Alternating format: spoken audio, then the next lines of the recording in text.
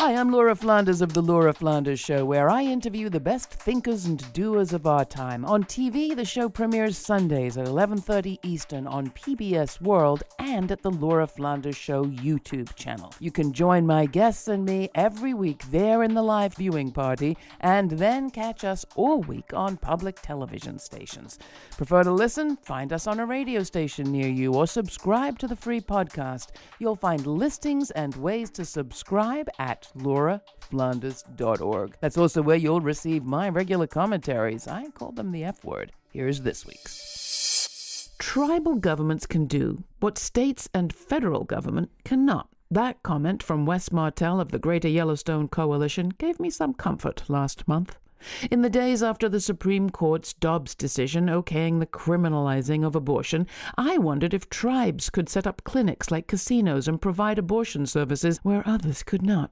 I wasn't the only non-indigenous woman to have that idea, it turns out, and we were all quickly set straight by our indigenous sisters who pointed out that clinics aren't cash cows like casinos, and they're unlikely to spring up on tribal land for all sorts of complex reasons, some political and cultural, many economic. After Dobbs came the court's verdict against the EPA, striking down that agency's ability to limit pollution emissions. The decision scuttles our Environmental Protection Agency's ability to do much to protect the environment, and by extension threatens any public agency's ability to do much to serve the public without detailed instruction from Congress.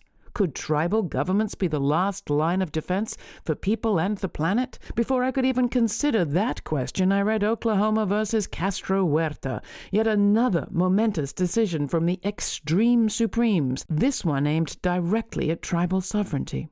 Indian country is part of the state, not separate from the state, wrote Justice Kavanaugh in a majority opinion overturning the law on reservations across the country. If Dobbs returns states like Texas to the Jim Crow days of the 1920s, and the EPA unravels how government has worked since Roosevelt, Castro Huerta takes tribes back to the Trail of Tears. Not content with rolling back 1 century, the court in this case takes us back 2, to the 1830s and tribal jurisdiction law that's been precedent since the days of Chief Justice John Marshall.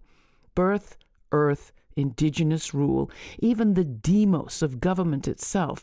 Kavanaugh and his crew seem to have something against bodies they can't control, be they human or governmental. The women who accuse him of abuse, like Christine Blasey Ford, may have some thoughts on this.